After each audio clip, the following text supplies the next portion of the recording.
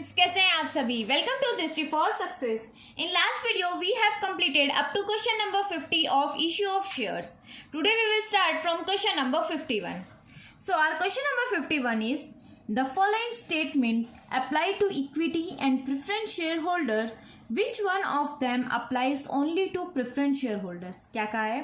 The following statement apply to equity and preference shareholder. दोनों पे apply करते हैं, लेकिन इनमें से कौन सा ऐसा स्टेटमेंट है जो ओनली प्रेफरेंस शेयर होल्डर पे अप्लाई होता है?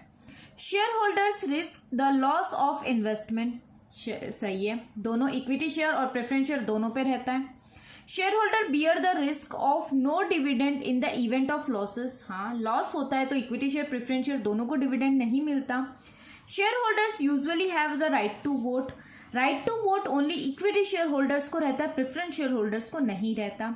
Dividends are usually given at a set amount in every financial year. Means dividend हम हर फाइनेंशियल ईयर पे एक फिक्स रेट से देते हैं. तो इक्विटी शेयर्स पे कभी भी डिविडेंड फिक्स रेट पे नहीं मिलता, लेकिन प्रेफरेंस शेयर होल्डर पे हमेशा डिविडेंड फिक्स रेट पे मिलता है. तो इसका आंसर क्या हो जाएगा? Option number D. इसी जगह इस क्वेश्चन में ऐसे बोलते हैं कौन सा ऐसा स्टेटमेंट है जो ओनली इक्विटी शेयर पे अप्लाई होता है, तो ये होता है share holder usually have right to vote. ठीक है. नेक्स्ट है question number 52. Unless otherwise stated a preference share is always deemed to be. जब तक नहीं कहा जाता तो प्रेफरेंस शेयर होल्डर्स को हमेशा क्या मानना है? Cumulative, participating and non convertible. Non cumulative, non participating and non convertible. Cumulative, non participating and non convertible. Non cumulative, participating and non convertible. तो इसका आंसर हो जाएगा ऑप्शन नंबर सी. क्यों? क्यूमुलेटिव होना चाहिए, मीन्स डिविडेंड उनको मिलता रहेगा फिक्स रेट पे even in terms of loss. Not participating मतलब वो पार्टिसिपेट्स नहीं कर सकते इसमें अपने कंपनी के प्रॉफिट्स में. एंड नॉन कन्वर्टेबल मीन्स हम प्रेफरेंस शेयर्स को इजीली इक्विटी शेयर में कन्वर्ट नहीं कर सकते. तो इसका हो जाएगा option number C. Next question number 53. Nominal share capital is. Nominal share capital किसको बोलते हैं? तो that part of authorised capital which is issued by the company. Authorised capital का जो पार्ट कंपनी इशू कर देती है उसको हम इशूड कैपिटल बोलते हैं. The amount of capital which is actually applied by the prospective share holders.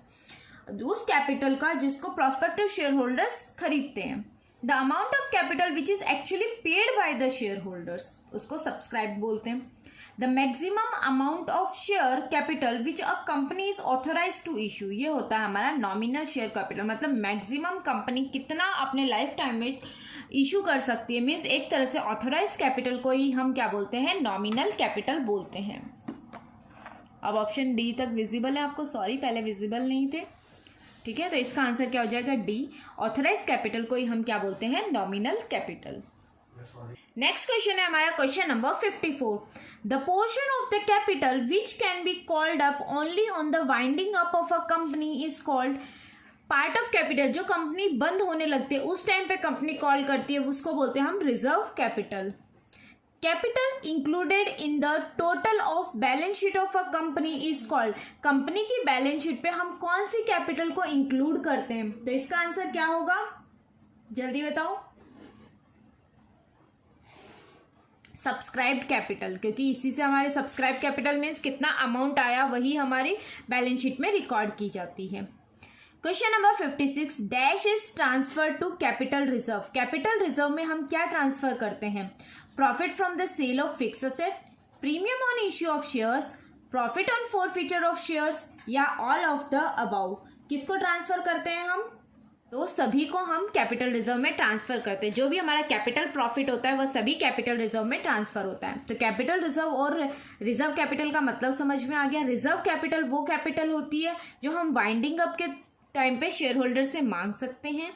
Like हमारा 10 रुपीज़ का शेयर है, हमने अभी तक शेयर होल्डर से 8 रुपये मांग लिए, अभी 2 रुपये और बाकी हैं. ये हमारी रिजर्व कैपिटल है जो कंपनी क्या होगी? वाइंड अप होगी तब मांगेगी. तो रिजर्व कैपिटल और कैपिटल रिजर्व में बच्चे कंफ्यूज रहते हैं, इसीलिए मैंने ये दोनों क्वेश्चन सेम पेज पे रखे हैं. और कैपिटल रिजर्व क्या होगा? जितना भी कैपिटल प्रॉफिट होगा जो हम रिजर्व में ट्रांसफर करते हैं उसे कैपिटल रिजर्व बोलते हैं। तो फिक्स असेट के सेल पे जो प्रॉफिट हुआ वो भी कैपिटल रिजर्व में ट्रांसफर होगा। फॉरफीचर ऑफ शेयर्स के टाइम पे जो प्रॉफिट हुआ वो भी कैपिटल रिजर्व में ट्रांसफर होगा। और इश्यू ऑफ शेयर से जो प्रीमियम मिलता है वो भी हमारा कैपिटल प्रॉफिट कहलाता है, तो वो भी कैपिटल रिजर्व में ट्रांसफर होगा। नेक्स्ट क्वेश्चन है हमारा question number 57। Reserve capital is also known by, reserve capital को और क्या कहते हैं? Capital reserve, called up capital, subscribe capital या नन ऑफ द अबाउ। तो इसका आंसर क्या हो जाएगा? None of the above. ठीक है, रिजर्व कैपिटल को कैपिटल रिजर्व नहीं कहते। अभी मैंने बताया कैपिटल रिजर्व और रिजर्व कैपिटल दोनों अलग होते हैं। कॉल्ड अप कैपिटल वो होता है जितना हमने शेयर होल्डर से पैसे मांग लिए। सब्सक्राइब कैपिटल जितना शेयर होल्डर्स ने हमें पेमेंट कर दिया। नेक्स्ट होता है reserve capital is. Reserve capital क्या होती है? Subscribe capital, capital reserve, uncalled capital या part of the uncalled capital which may be called only at the time of liquidation of the company. तो yes, part of uncalled capital जो हम winding up या liquidation of the company के time पे ही share holder से मांगेंगे। Question number 59 है हमारा। In the balance sheet of the company under the heading share capital in the last what we show? Authorise share capital, subscribe share capital, issued share capital, reserve share capital. तो इसका answer हो जाएगा subscribed share capital. Next question है हमारा question number 16। Which of the following is shown under the heading share capital in the balance sheet? Balance sheet में share capital की heading के अंदर हम क्या लिखते हैं? सब्सक्राइब कैपिटल को लिखा जाता है। Issued capital, reserve capital, authorise capital ये हम लोग कहाँ लिखते हैं? नोट्स ऑफ अकाउंट में लिखते हैं। Next question number 61। Reserve capital is a part of. Reserve capital किस चीज का पार्ट होता है? Capital to be called up only at the liquidation of the company, assets, forfeiture share capital या paid up capital. तो इसका answer क्या आ जाएगा? Capital to be called up only on the liquidation of the company. तो ये answer तो अब रट गया होगा क्योंकि इतने बार आ गया। विच of the following statement is true? इनमें से कौन सा स्टेटमेंट ट्रू है? ऑथराइज कैपिटल हमेशा इशूड कैपिटल के इक्वल होती है। ऑथराइज कैपिटल इशूड कैपिटल से ज्यादा होती है। Paid up capital issued capital से ज्यादा होती है या नन ऑफ द अबाउ। तो इसका आंसर क्या हो जाएगा? ऑथराइज कैपिटल हमेशा इशूड कैपिटल से क्या होती है? ज्यादा होती है। Authorise capital of the company is mentioned in. Authorise capital जो कंपनी की होती है वो हम कहाँ मेंशन करते हैं? Memorandum of association, prospectus, article of association या statement in lieu of prospectus. तो ये कहाँ? एमओए में शो होती है। ठीक है, तो इसका आंसर क्या हो जाएगा? Memorandum of association. ठीक है, नेक्स्ट क्वेश्चन है हमारा question number 64। In case of private placement of shares a lock in period is. Private placement के टाइम पे लॉक इन पीरियड क्या होता है? तो लॉक इन पीरियड होता है 3 ईयर्स का। नेक्स्ट क्वेश्चन है question number 65। In case of private placement of shares and company does not invite the general public for subscription of shares, in that case company instead of issuing prospectus prepares the statement in lieu of prospectus, prepare the report, prepares a budget, prepares the asset sides of the balance sheet। तो इसका answer क्या होगा? क्या आएगा? prepares the statement in lieu of prospectus, क्योंकि private companies कभी भी prospectus issue नहीं करती। Next question number 66। In case of private placement of shares to raise the amount of capital a company. Private placement of shares के time पे हमें capital अगर raise करना है तो कंपनी क्या करेगी? तो कंपनी, इसका आंसर क्या हो जाएगा? Invites the public through prospectus. नहीं, वो तो पब्लिक कंपनी कर सकती है। Does not invite the public, invites the public through advertisement, invites the public through memorandum of association. तो इसका आंसर क्या हो जाएगा? Does not invite the public, क्योंकि प्राइवेट कंपनी कभी भी शेयर्स के लिए पब्लिक को इन्वाइट नहीं कर सकती। Next question number 67। Shares issued by a company to its employees or directors in consideration of intellectual property right are called। ठीक है, कंपनी के डायरेक्टर्स को consideration of intellectual property right जो शेयर्स इशू किए जाते हैं उनको क्या कहा जाता है? तो उनको क्या कहते हैं? राइट इक्विटी शेयर्स बोलते हैं, प्राइवेट इक्विटी शेयर्स बोलते हैं, स्वेट इक्विटी शेयर बोलते हैं या bonus equity share.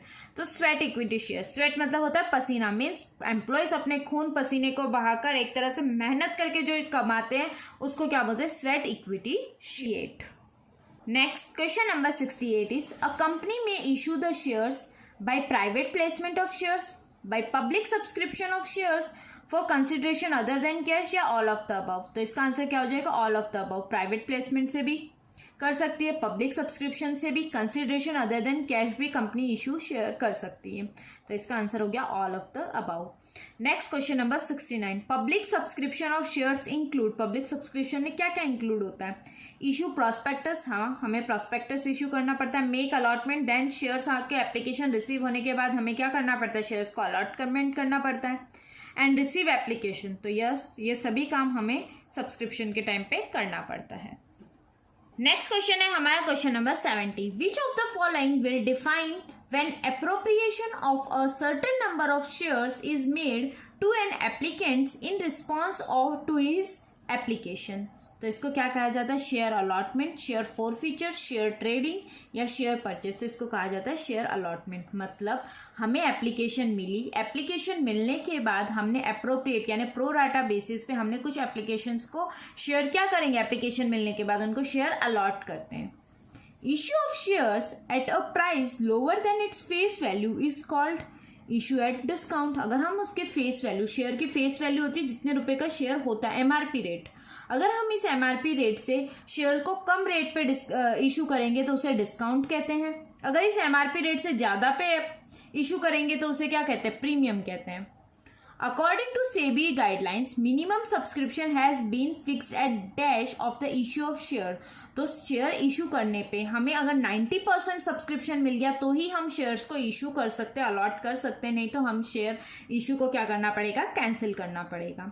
Next question number 73, one of the condition in addition to other for allotment of share is, तो फुल सब्सक्रिप्शन बाय पब्लिक। क्या कहा है? One of the conditions in addition to other for allotment of share. Allotment of share के लिए कौन सी condition?